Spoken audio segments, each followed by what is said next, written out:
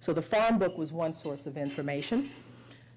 Secondly, Jefferson did something else that other people did, but he did it in his own particular way.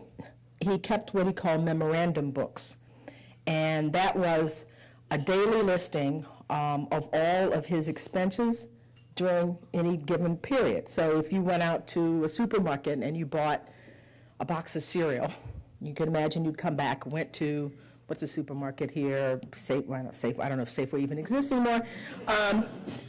The Safeway, a supermarket, and bought a box of cereal, how much it cost the day. And so he did that for everything from the time he was in his 20s up until the time he was in his 80s when he died.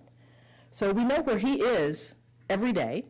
We know, I'm sure there were some things he forgot to put in there, but just in general, every day there's a listing of most of the things that he's doing. And that sort of compulsiveness seems a little odd, but it's actually helpful to historians because we can track him, we can track the people he talks about in the memorandum books. And fortunately, the Hemings family, members of the Hemings family are mentioned quite often in this document.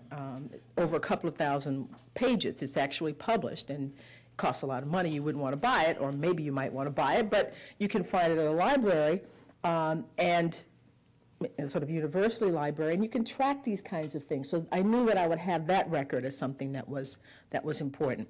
The other thing, Jefferson had letters, some 16,000, 17,000 letters that he wrote over the course of his life, and letters that he received, and very often they mention members of the Hemings family. And finally, there was the Hemings family itself. Some of them were literate, and so we have their letters that talk about their lives and their family history that can be used judiciously, just the way we use the family history of the Jefferson family, of the legal Jefferson family. So family history is another source of material. So I had all of this together and set out to write this book, thinking and hoping that I could take these individual people and bring their story alive. I start the book with the story of Elizabeth Hemings, who is the matriarch of the family. She's born in 1735 in the Williamsburg area, Virginia. If anybody's ever been to Williamsburg, you know sort of what I'm talking about, colonial Williamsburg. She is owned by a family called the Eppses, and when one member of the Epps family marries a man named John Wales, she comes under his ownership when John Wales's wife dies. John Wales has two other wives who die, three wives who die, and he survives and decides apparently that he does not want to get married again, and he takes Elizabeth Hemings as a concubine. That is the term that their grandchild uses, Madison Hemings uses, to describe the relationship. So they have 6 children together. The youngest of those children is named Sarah, who was Sally Hemings. Her real name was Sarah, and Sally is a nickname. How they get these nicknames out of these? Martha is Patsy, Mary is Polly, all these things that seem, I don't want to say counterintuitive, is just never anything you would ever think would come. But anyway, Sarah Hemings is the youngest child. John Wales, who is her father, has a daughter, Martha, who grows up to marry Thomas Jefferson. And when John Wales dies, that is how the Hemings family comes to Monticello, because they are part of the inheritance that John Wales leaves to his daughter Martha.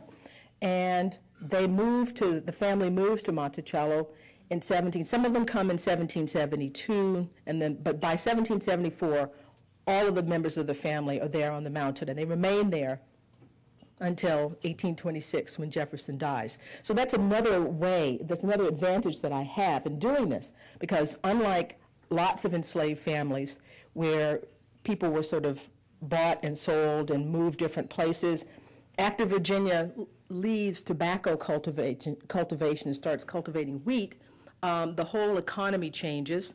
There's a surplus of slaves at some point, and there's a sort of an internal slave trade that begins to the southwest. So lots of families are broken up during slavery. I mean, this idea that masters said, well, we're really reluctant to sell slaves. I mean, people sort of said that, but they really didn't mean it. When economic circumstances required, they sold people. Also, when a master died, slaves being property, anytime a person dies and he leaves property, it is going to be divided among his children and relatives. And so a master's death, I mean, you see these movies where slaves are sort of weeping and wailing because old master has died. Well, you know, it may be about old master, but it's really about the fact that when the master dies, they're going to get separated because they are property. And mothers may go one place, children, one of the most affecting stories that when I teach a class on slavery and law, and it's a story about these women who are in a slave pen in New Orleans, and there's a little boy who's about 7, and he's been separated from his parents. And so the women in the pen sort of, for the time that he is there, take him over as their sort of child until he is sold off. So, you know, this kind of separation, which was the thing that was one of the most, the most horrible aspect of slavery. I mean, when you think of slavery, you think of the whip and so forth, but it's really separated from your family. The idea that you have children, that someone can say, well, you know, I need to buy something, so here I can take your kids and sell them. And that happened, and happened quite a bit. With the Hemingses, because they were in this one place for a long period of time, they really didn't experience that in the same way that other enslaved people did, not even other enslaved people at Monticello, because these are Jefferson's, these 6 people that I'm talking about, including Sally Hemings, they are Jefferson's wife's half-siblings.